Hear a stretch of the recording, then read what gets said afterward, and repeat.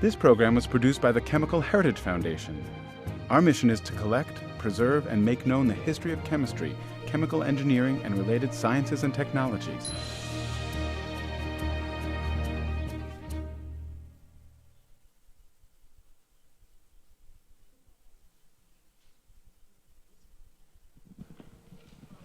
Good evening, everybody, and welcome to the Chemical Heritage Foundation. My name is Shelley Geer, and I am delighted to see you all here tonight. In case you're wondering, if you're a regular visitor to our First Fridays, why we have all these lights and a fabulous film crew, it's for two reasons. First, this particular presentation is being live streamed out on our website for folks who cannot attend. And then the second reason is because it's really hard to see what's going on up here from back there. So the actual cooking will be projected up on our screen for everyone to see. So for those of you who are new to CHF, you might want to know that we are an organization that fosters dialogue on science and technology in society. And we do that through a research library, a wonderful group of scholars and fellows, an institute for research, a center for oral history, and of course, our amazing museum, which is right across the hall. And if you have not been in there yet this evening, I invite you to go in there. So today's event is on canning, and we are very, very lucky to have with us Marisa McClellan, who is a full-time food writer and canning teacher, and the sole blogger at Food in Jars. She is also the author of two books, Food in Jars, Preserving in Small Batches Year-Round, and Preserving by the Pint, Quick Seasonal Canning for Small Spaces. Both of those have been published by Running Press, and she has a few copies of each up here if you would like to purchase one after the event. But as a history organization, we can't get into canning without talking about the history of canning. And it turns out that canning goes back to France and Napoleon Bonaparte, who in the 1700s found it was really hard to keep his army in top shape because he couldn't keep them fed. So in 1795, he offered a cash prize to anyone who could find a way to preserve food. And a gentleman by the name of Nicolas Appert took him up on that. Took him 10 years to perfect a process that involved cooking food in glass jars and then sealing them with cork and wax. An English inventor, Peter Durand, perfected the method by putting the food in tin cans. However, we had the technology, but we didn't quite have it perfected. Cans occasionally exploded. Occasionally you would open them up. Food would be bad. And this continued into the early 20th century. Little thing like botulism occasionally appeared, things like that. And the companies that were canning food for sale tried everything.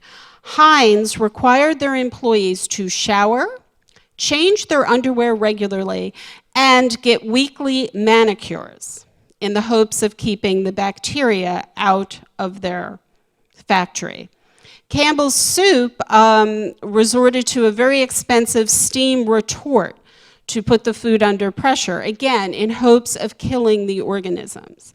However, cans were still exploding. And so, canning companies banded together and formed the research laboratory of the National Canners Association. And that group, a really wonderful group of food scientists, figured a few things out.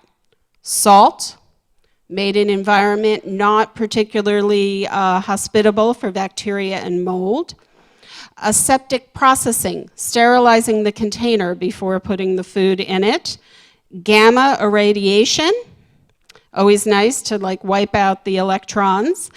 And finally, One more thing, sorry. Pressure to preserve foods, the idea of guacamole canned under pressure to keep it from turning brown, things like that. So, finally, today we are able to can safely both at home and enjoy canned foods that we buy from our grocery store. So I want you all to have a wonderful time tonight. Feel free to come back next First Friday, where we will have another Kitchen in Chemistry event. Our friends Jen and Gigi are going to come and talk about astronaut food to complement our Suited for Space exhibition next door.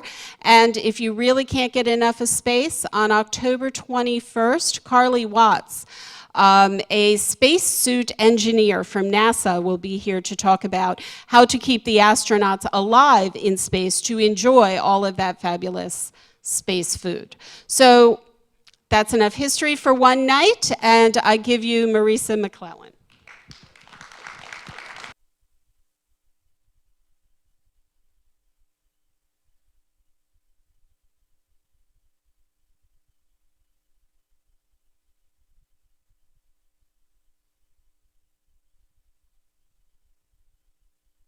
Oh, there we go. The battery, green light, all is well. Thank you guys for coming tonight. Like Shelley said, my name is Marisa McClellan, and I write a blog called Food in Jars, and I write books about canning and preserving. And I just want to say, nothing explodes if you do it right. I was listening to her, and there was a lot of trial and error back in the day, but canning is a fairly well-developed science at this point. And so if you follow a recipe, do it right, you shouldn't have any problems. Just to start out, who are my canners? Who has canned before? All right, a few of you. Who has never canned before in their life? Excellent. Who's a little scared of canning? Anybody? All right. So often I hear from people that they want to start canning. They're really intrigued by the idea of making and preserving food at home, but they're a little bit afraid that they're going to make a batch of jam or some pickles, give it to their friends and family for the holidays, and then 2 weeks later, no friends and family left. But so Shelley talked a little bit about pressure and botulism, and when it comes to canning, there are two styles of canning. You've got boiling water bath canning, which is what I'm going to do tonight, and then you've got pressure canning. And they both have their roles in terms of making safe food. And the way you know whether a recipe needs to be processed in a boiling water bath canner versus a pressure canner has everything to do with its acid levels. And we judge acid levels by measuring the pH of a product. And so most things that you think of as homemade preserves are things that are going to be naturally high in acid. So things like jams, almost all fruit are naturally high enough in acid that there is no issue. They can be safely canned in a boiling water bath canner. Pickles, you're taking vegetables which aren't high in acid, but you are submerging them in an acidic environment, and thus making them safe for canning. It's really only things like meat or vegetables that aren't pickled where you really need to use a pressure canner, because the deal with botulism is when we're talking about botulism, we're not actually talking about the active toxin. We're talking about the spores, which exist in the soil. And they're totally inert until you do a couple of things to them. You need to vacuum seal them into a jar, so suck all the oxygen out of a jar, store that jar at room temperature, and have low levels of acid in the jar. And that's the condition where botulism spores can germinate into a botulism toxin. And so normally those conditions aren't happening in life, but if you take a low acid food and you can it, well, when you can, you're trying to suck all the oxygen out of the jar, and you're designing it to be stored at room temperature. So you're creating an environment where botulism spores could germinate. But as long as there's plenty of acid in that jar, they are never going to turn into the botulism toxin. There is no way. So you never have to worry about botulism growing in high acid foods. And any recipe that is designed to be processed in a boiling water bath canner is a high acid recipe. So there's just absolutely no way to do any harm to anyone with your jam or your pickles or your chutney or your jelly. So if you had plans to knock someone off with a jar of homemade preserves, look for a new murder weapon, because it's not going to work.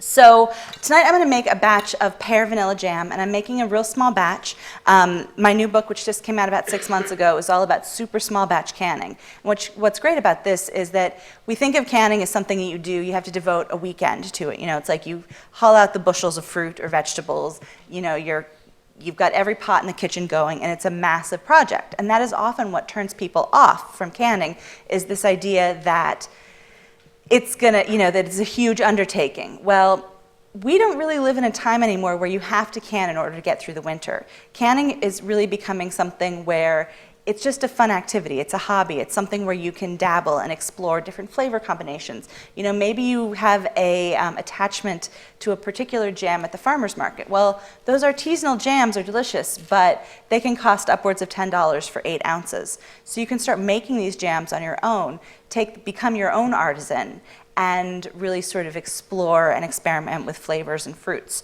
So for this jam, it's just 4 ingredients. It's pears, and I'm using a thin-skinned pear, so I don't have to peel them, which is great. You know, the less work, the better. Sugar, a little lemon juice, and a vanilla bean. So right now I've got 3 of the 4 ingredients in my pan already. I added the sugar earlier to help it start to break down, because you never want to apply heat to sugar that hasn't had a chance to dissolve at all when you're making jam. That is how you make caramel. Caramel is delicious, but I don't want to caramelize my sugars in the pan, because then I could really easily go from caramelized to imparting a slightly burned or bitter flavor into the jam. And so by making sure that the sugar starts to dissolve, I just protect myself from imparting a flavor that might give it a little bit of a less appealing, jammy, you know, intensity. So 3 of my 4 ingredients are here, and I'm going to prep my last one, which is a vanilla bean.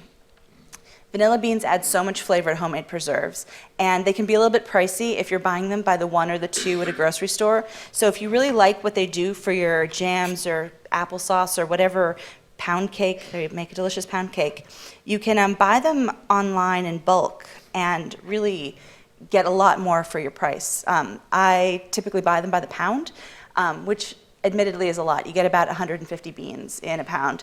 But if you buy the grade B beans, you can get about 150 for $50 or so. So it really, then you can become someone who goes a little crazy with your vanilla beans. You can make vanilla sugar. You can make your own vanilla extract. One of my favorite things to do is make vanilla salt. You know how salted desserts are all the rage right now? Well, think how much, you know, just that extra level of flavor you'll impart if you infuse your salt that you're going to put on that tray of brownies with fresh vanilla bean, because then you get this little hint of vanilla with the salt. It's pretty darn good. Salted dessert fans, anybody? Excellent. All right, so all I did with my vanilla bean is I split it down the middle so that I can expose the interior. And then I'm just going to open it up, and then with the flat of my blade, I scrape the inside so that I get all of those seeds out, and then I'm going to add those straight into the pan. And I'll do it again with the other side. I had a friend who emailed me once and said that she had made one of my recipes that called for vanilla bean, and said that she had split and scraped the bean as instructed, and that I didn't tell her what to do with the seeds. So she had thrown them away and only added the pod. And I said, oh, that's not what you're supposed to do. So I always try to make sure people know the seeds go in the stuff. Whatever you're making, you're adding those vanilla seeds to the pan. So I am going to drop in the pod too, because it still has more flavor to give. So I'll get that in there and just stir this around. It's getting nice and juicy, which is exactly what we want. So I only have 1 burner. At home, you don't have to play sort of musical chairs with your burner. But for the purposes of this demonstration tonight, what I've done is this is my little canning pot. I brought it up to a boil before you guys got here. So it's nice and warm, and my jar is in here. So my jar is in here hanging out, staying warm, and I'm just going to put this to the side while I cook. Because I'm using an induction burner, it heats up really fast. So even though I'm not maintaining this at a rolling boil throughout the time I cook the jam, the jar will stay nice and warm, and then it'll come back up to a boil easily once the jam is finished and I put it in the jar. The reason I brought it up to a boil before I cook the jam is simply that you always want your jar to roughly match the temperature of the product you're going to put in it. So I'm going to have hot jam when all is said and done, so I want my jar to be nice and warm, because if the jar was really cold and I went to put hot food in it, the temperature differential would be enough to break the glass.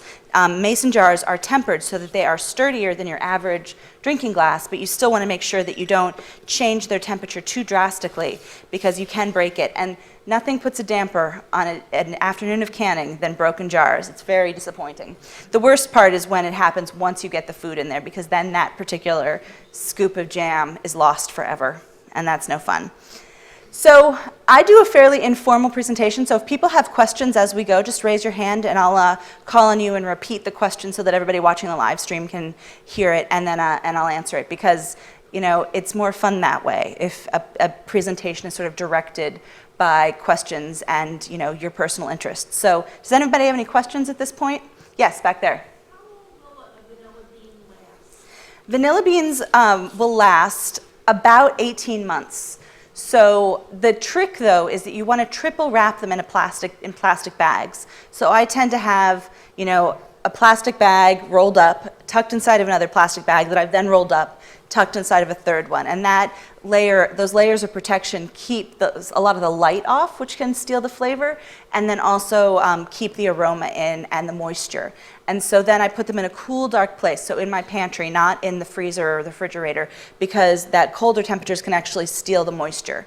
So, but yeah, a year and a half, they last a really long time. And if you buy a pound of beans, go in on it with a friend, you'll find ways to use your half pound of beans. I can almost promise you.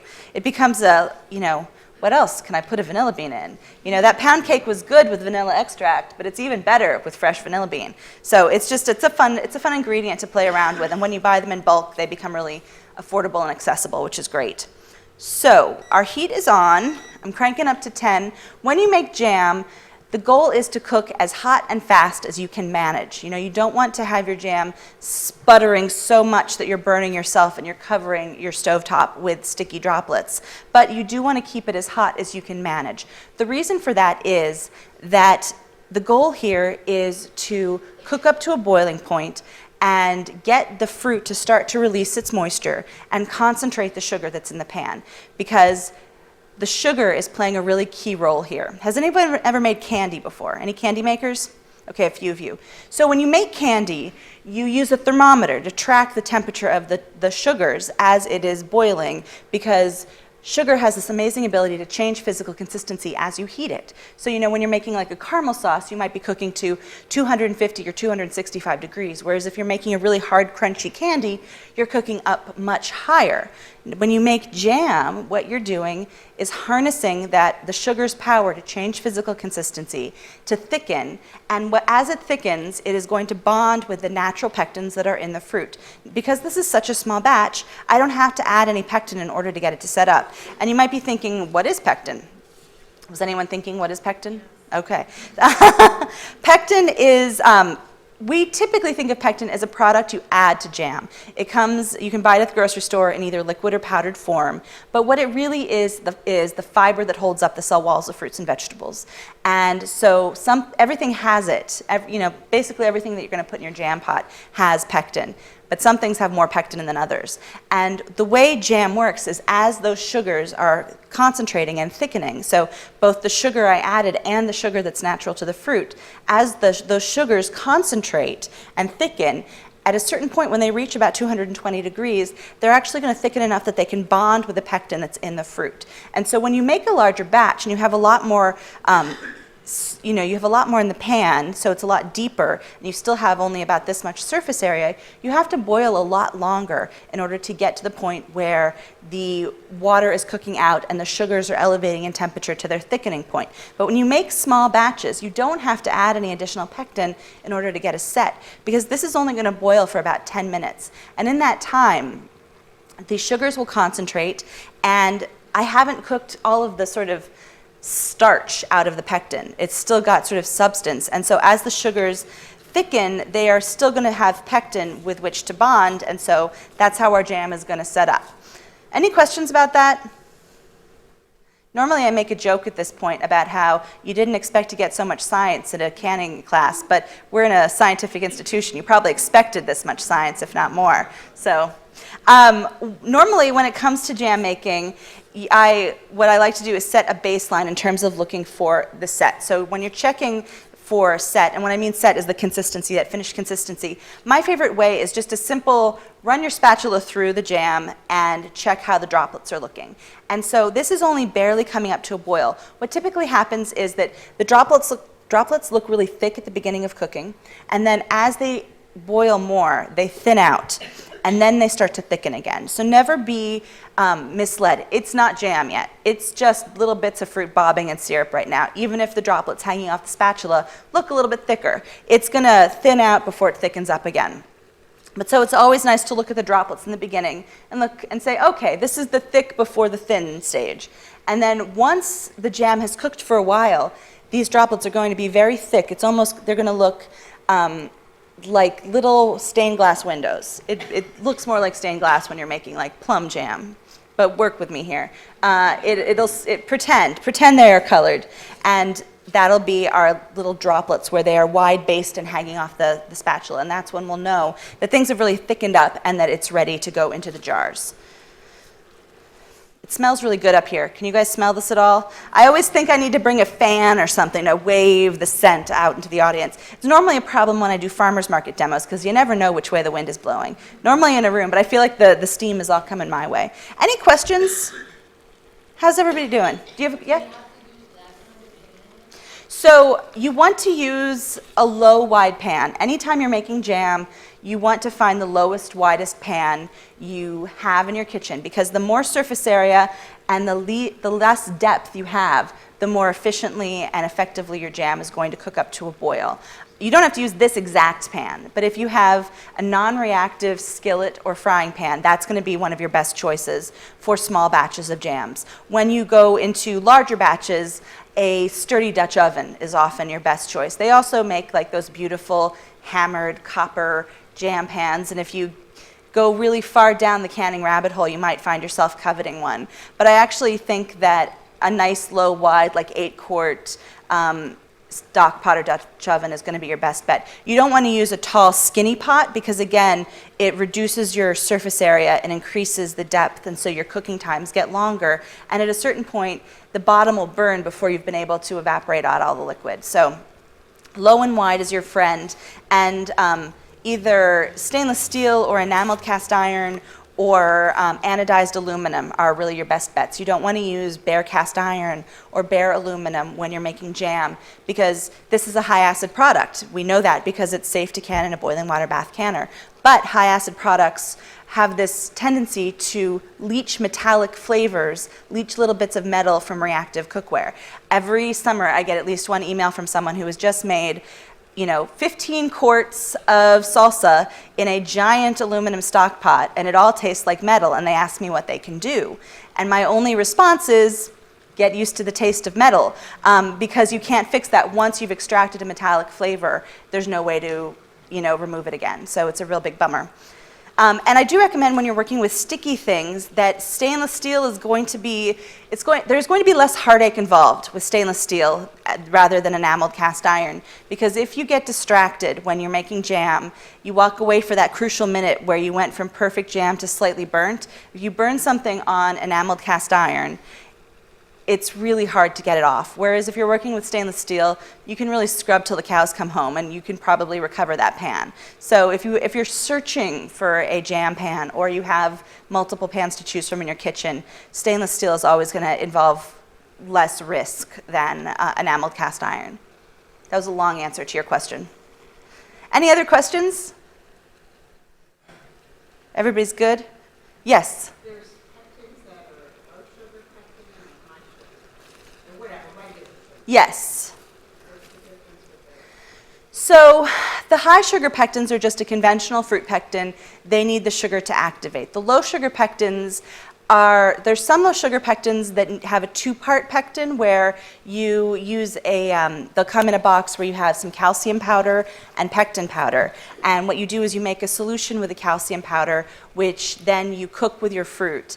And once the fruit is nice and soft, you whisk in pectin into your sweetener, add that to the fruit, and the pectin and the calcium react and bond together.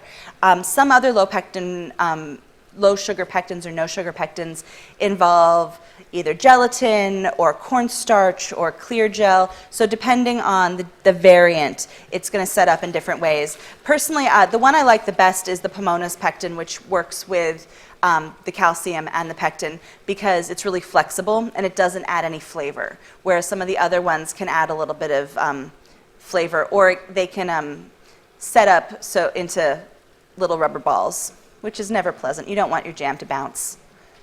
Any other questions? Yes? Yeah. So when it comes to canning and pH, it's not often recommended to measure. It's better to start with tested recipes, particularly in the beginning. But if you're comfortable with measuring pH, the trick is when you make your product, and it's an unknown product, like it's not coming from a tested recipe, the trick is that you're going to can up several jars in the little quarter-pint jars and let them sit on the shelf for a little while because pH can adjust over time as the product settles. Then you puree that little quarter-pint jar of product so that you get a complete sample because the food, like the mass, can be different in pH than the liquid. I'm not a scientist, I'm in a room of scientists, so I'm a little intimidated talking about how to test pH. But you're going to puree the food product, and then at that point you'll take a reading of that puree. And typically it's better to do it with a pH meter. You can get litmus paper to test, but it's not particularly sensitive in the range you need it to be in. So when it comes to pH, if you do sort of head down that path and try to start inventing your own recipes and testing pH, the magic line is 4.6. If something has a pH of 4.6 or below, it's considered high in acid. If it has a pH of 4.7 or above, it's considered low in acid. And so, but typically when you're testing, if you're inventing your own recipe, you really want the pH to be around 4.1 or 4.2 so that you have a little wiggle room. You're not right up against the pH line. And so if your product reads, in that space below 4.6, you're good to go. Often there are foods where you want to amend the acidic environment a little bit, and you add either citric acid or bottled lemon juice in order to ensure that recipe. I'm going to turn this down a little bit. It's really bubbling away here.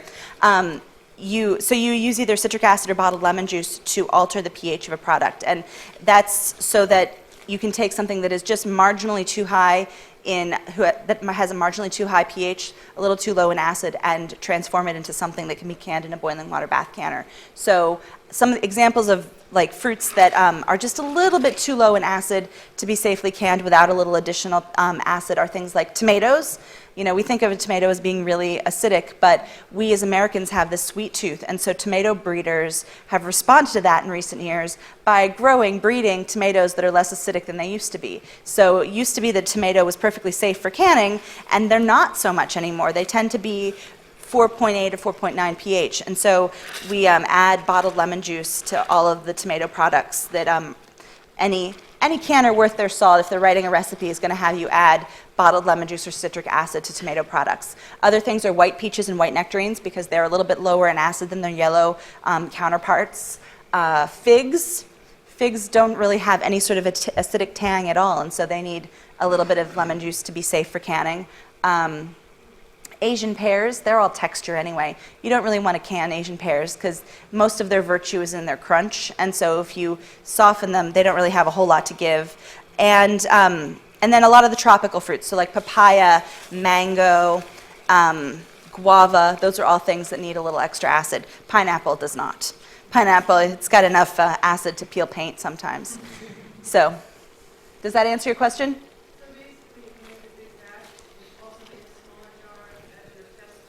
Yes. Yes. Bottled lemon juice has a consistent acidity. All lemon juice manufacturers who are making bottled products are required to meet certain standards. So you're always going to get consistency from a bottled product, whereas fresh lemon juice can range. And even if it's often been found that fresh lemon juice is more acidic, you know that you're getting exactly what you need from bottled lemon juice. And so recipes are always developed with bottled lemon juice in mind. So, yeah. Yes?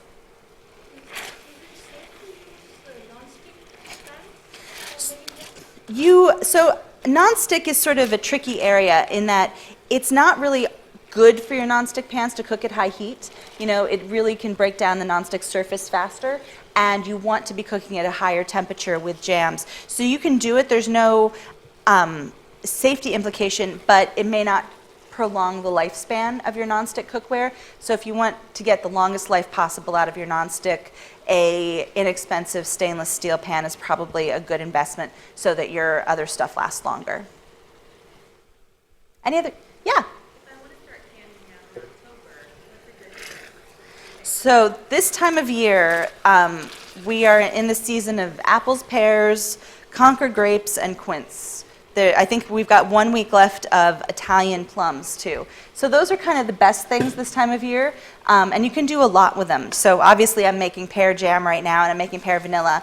I did a demo yesterday at a farmer's market where I made pear and chocolate jam, which is awfully decadent and delicious, and that's a recipe from Preserving by the Pint.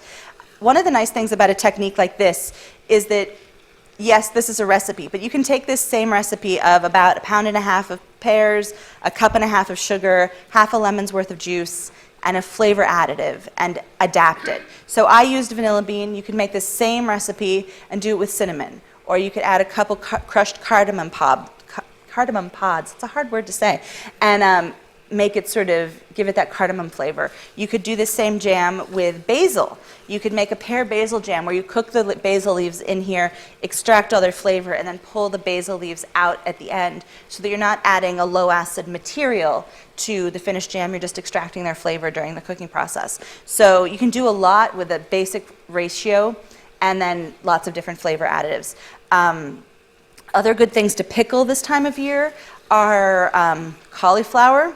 I love a good lemony pickled cauliflower, and when you have pickled cauliflower in your pantry, you can do all sorts of fun things with it, like if you have people over unexpectedly or need to bring a dish to a potluck, you open up that jar, drizzle a little olive oil on top, and it's sort of an instant salad, which is kind of fun, a little, you know, crunchy thing that people can eat with drinks or cheese or something like that.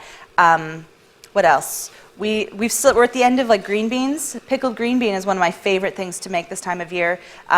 Just because they're delicious and they're crunchy.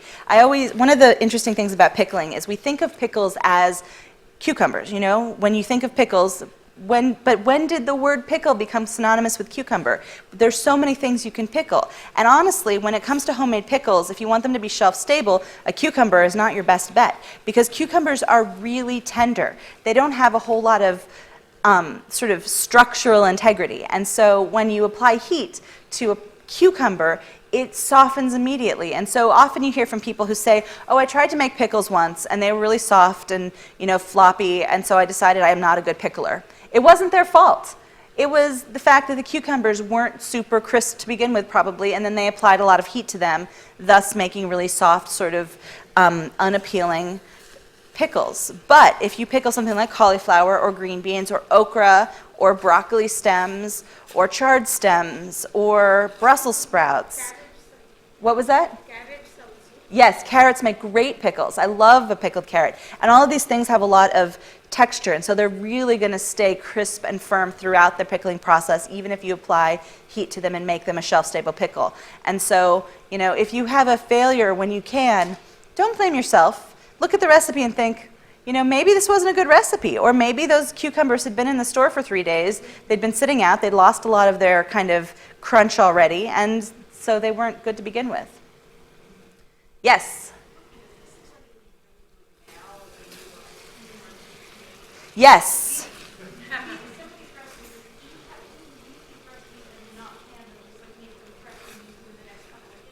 So she asked, do you have to can this? No, you don't have to can this. This jam is done as soon as I pull it off the heat. It is fine. You don't have to can these recipes. And that's one of the beautiful things about the small batch, too, is you can make the jam or you can make the pickles, pop them in the refrigerator and eat them over the course of the next week and not have to deal with the boiling water bath process and know that you're done right here. And in fact, this jam, this is almost done. So I always like to say that you can see, smell, and hear when jam is done. So you can see how I think you can see, you know, when I stir this, can you see how it's almost sculptable in the pan? And that when I pull a line through, that space stays open for a moment. That means that our sugars have really thickened.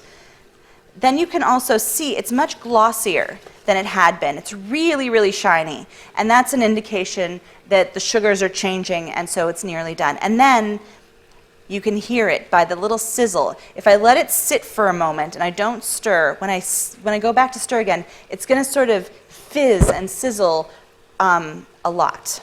Was that other mic? No. Sometimes if I have a hand mic, I'll mic the jam, but we're going to hope that you can just hear this. It's all right. Well, oh, she's coming. We'll mic the jam and see if you can hear it talking. All right. Did that pick up? Did you hear that sizzle? So that's the indication that the heat is elevated, the temperature of the sugars are elevated, the jam is thickening, and you get this really nice sort of sizzle. All right. Thank you so much. And it smells really So at this point, I'm going to turn it off. And I always like to just stir it for a moment more after the heat is off because it helps tighten it up, releases just a little bit more steam, and makes for a better consistency. And at this point, yeah, you don't have to can this. You could just scrape it into a jar, put it in the refrigerator, and eat it. You could pour it directly over cake or ice cream. Warm jam, best thing ever. I've eaten a lot of it in my life, I should know. So I am going to can this because this is a canning presentation. This is my small batch canning pot. I had a single pint jar in here. And this should make right around a pint to a pint and a quarter probably. I'm going to fish the vanilla bean out. Now at this point too, if you are someone or you have someone in your life who doesn't like chunks, for whom a chunky jam is not a fun jam, sounds like a weird jazz station. My nephew, for instance, is an almost 3-year-old, very picky small child, and he will not touch a jam that has chunks in it. But if I puree a couple of the jars that I send to my sister, he'll eat it for days. So you could puree this whole, scrape it into like a measuring cup, a 2-cup measuring cup, puree it down. You could puree a small amount, can some of it pureed and some of it chunky. It is up to you. And that is the beautiful thing about making your own jams, is you really get to customize your experience with them. So I'm just going to live dangerously and pour this into the jar. I'm using a wide mouth funnel to help me get it into the jar without making a colossal mess. And I have about 3 tablespoons left that I don't think are going to fit. Get one more scoop in there. So when you fill up your jar, you want to make sure you're leaving about a 1/2 inch of head space. Head space is the amount of space from the top of the product to the rim of the jar. And the head space, it's not just there to make it look pretty. It actually serves a vital purpose, and that is to ensure that there's some oxygen in the jar when we put the lid and the ring on, so that when we heat the jar and that oxygen heats up, it vents out of the jar, because as you're applying heat to it, it's trying to go somewhere, it's sort of agitating, and it's venting out of the jar. So that throughout the boiling process, this jar, as it boils for 10 minutes, will have vented all of its oxygen, so that when we take it out of the canning pot, everything that had been sort of loosening up as it heats starts to contract and compact. And as it compacts, the lid gets pulled down. We form a vacuum because there's no air there holding the space anymore. And so you get a really nice vacuum seal. I like to think of it as like when you were a kid and you put a cup on your mouth and you sucked in and sucked in and sucked in until the cup stuck to your face. Only we're not doing it with our lungs. We're using sort of the conditions of our planet, which is kind of cool. And then it's not just that vacuum that's happening. Every mason jar lid, and when you can, the jars are reusable, the rings are reusable, the lids are not. You always want to get yourself fresh lids every batch you make. And the reason for that is that every lid has this sealing compound. And what that sealing compound does is it softens up a little bit. You heat it up in some water, although there's a controversy going on in the canning world right now, if you can believe it, in that Ball has just announced that you don't have to heat the lids anymore. It has been standard practice for canners for 100 years that you always warm these lids before you canned. And now Ball has revolutionized everything, saying that you don't have to do it. And Ball is the company that makes most of the canning products. So who knows? I don't know. I still warm my lids. It just feels like the right thing to do. But they say you don't have to. I don't know. I'm lost. It's a whole new world. Who knows? But so even the sealing compound is going to soften in the canning pot, and as it softens, it sort of grips the rim of the jar more and more, and then as that vacuum is formed, it gets pulled into tighter and tighter contact with the jar. And so then as it cools down, it hardens. So you've got this natural vacuum seal that's then backed up by that hardening sealing compound, so that when you open up a jar, one of the ways you can tell whether a jar is sealed real well, and I can demonstrate with this one, and this is the pear and chocolate jam I made yesterday, is you can remove that ring and hold onto the edges of the jar, and the jar should stay nice and firm in contact with the lid. You should really need to use like a tool, and I actually often use the ring of the jar to bump up against the lid to break the seal. You need something to help you, because if you just do it with the tips of your fingers, you're going to slice the tips of your fingers. I know, I've done that. So I've wiped the rim of the jar to ensure that there's no jam on it. I'm putting the lid on and the ring, and when I tighten that ring, again, you don't want to use the full sort of strength of your upper body to tighten that ring down. You just want to tighten it to the point where it meets resistance, and again, that's so that that oxygen can escape. I had a woman who emailed me once sending me pictures of her jars where those lids had buckled during the canning process, and the reason had been that she had tightened the ring so tightly that the oxygen couldn't get out on its own, and so it had formed its own path. And we had this back and forth where I said, did you use a tool? How did you tighten those rings so tightly that no air could get out? And she said, no, I did it with my hands. Turned out she was a goat farmer. She milked a dozen goats by hand every day. So most of us are not going to be able to, tighten those down. But if you are a goat farmer, you might want to use a gentle touch. So my jar is in the canning pot, and I'm just going to turn this on and bring it up to a boil. The goal here is you want to have your jar covered with water, and the longer the processing time, so this will go for 10 minutes, but some things go for as much as 45 or even 85 minutes, depending on what you're canning. So the longer your processing time, the more water you want to have in your pot, so that they're not going to boil dry and boil to the exposure point throughout the processing time. So this pot is already fitted with a rack, and that's what you want to have, is something under your jars so that they're not resting directly on the bottom of the pot, because as the water boils, those bubbles originate from the bottom of the pot. They can rattle the jar, and if you've got a lot of jars in the pot and your pot is boiling vigorously, they could actually break. So you always want to put something at the bottom of a pot. If you're doing a larger pot, a round cake cooling rack, it can be a nice, cheap, easy to find canning rack. You can even use a kitchen towel. So whatever you've got, no big deal. How are we doing on time? All right. I'm almost done, I promise. So this is going to come to a boil. It'll boil for 10 minutes, and once the time is up, I'll pull the jar out of the pot. Hopefully it will seal. You can always tell that your jars are sealed because the lid goes sort of concave, and again, you can take the ring off. You don't want to take the ring off till the jars are cool, though. I once told someone that they could do that test where they took the ring off and lifted the edge of the jars up, and she did it immediately when the jar came off and came out of the canning pot. And she's like, it didn't work. I'm like, you have to wait. So wait till the jar is cool to take the rings off. Sealed jars will keep about a year on your pantry shelf. A pantry can be any cool, dark spot in your home. It doesn't have to be a dedicated pantry.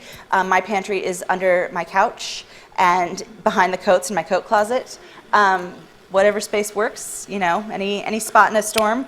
And that's it. And then you have jam that you can give to your friends for the holidays, to your family. It makes a great hostess gift. If you're invited to potlucks, my favorite potluck trick is a jar of homemade jam, a log of goat cheese, and a baguette, because you bring one thing you made, you shopped well for the other two pieces, and people think you have done something amazing. And that's really it. Does anybody have any closing questions? Yes? You just added some more moisture on the lid. The lid became covered. Shouldn't it be dry? So she's asking, there was a little bit of moisture on the lid. It was marginal. There were maybe 2 or 3 droplets on there, and so it's not going to impact the... It won't do any harm, because everything, so this is going to boil for a full 10 minutes, and that boiling process will kill off any bacteria. So if I did, introduce something in with that water, it won't have an impact. And as the oxygen forces its way out, often those little droplets of water will sort of go along for the ride. Yes?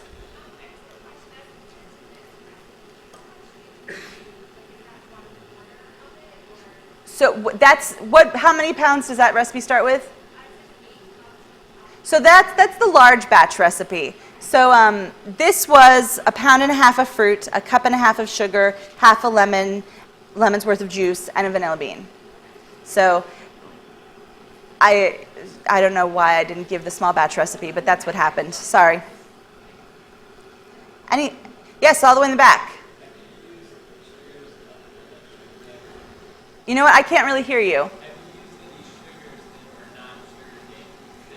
Yes, yes, and in fact, I'm writing a book right now that's all about canning with natural sweeteners. Honey is sort of the easiest and best replacement for basic granulated sugar because it's very concentrated and has a lot of sugar in it, so it's going to work and set up in the same way.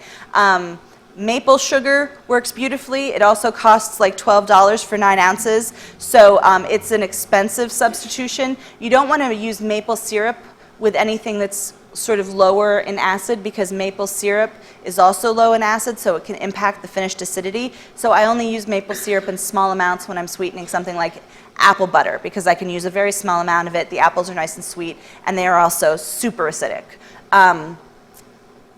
Fruit juice concentrates work really well. One of the things you have to just take into account is if you're using a liquid sweetener, you're adding liquid to something where you're trying to cook the liquid out, so it can impact the cooking times. Small batches work best with alternative sweeteners because you know, if you're doing them in a low, wide pan, they're going to cook more efficiently. But I'm happy to talk more about that later if you want to come and ask me more specific questions about natural sweeteners. Any other? Yes? Yes. If you have more than an inch of head space, you can't, you have a hard time venting all the oxygen out of the jar during the canning process, and so the product can oxidize on the surface, so it'll turn color. And then if you have way too much head space, the jar will float in the canning pot. So if you have a jar that's less than half filled, it'll float, and then it will often break. So you don't want to go any lower than an inch for sort of safety, but sort of half an inch to a quarter inch is ideal for most things. Yes?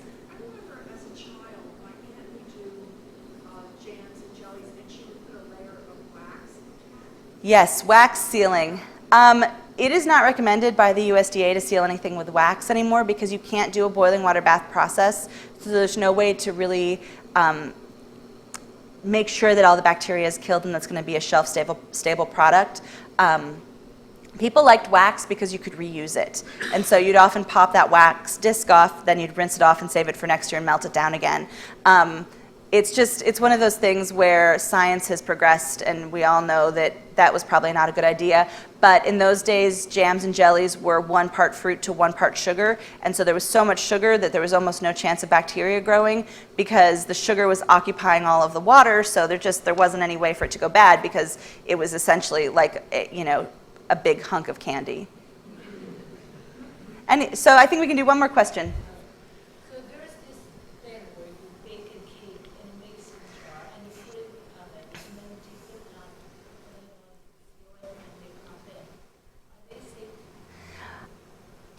I don't recommend it, just because, again, there's no tested recipes that tell you that that's safe to do, and knowing what I know about acid levels, botulism, the incidence of botulism from home jarred things is very low, but when it happens, you can't tell. And so, but I mean, it's one of those things where people have been doing it for years, but I wouldn't recommend it. And it's a nice idea. You could freeze them, but you wouldn't want to just keep them on the shelf necessarily. All right, I think that's probably our last question. Thank you guys all for coming so much. I really appreciate your attentiveness. Thank you. And I have books if anybody wants to get a book. I'm going to set a timer for our boiling pot.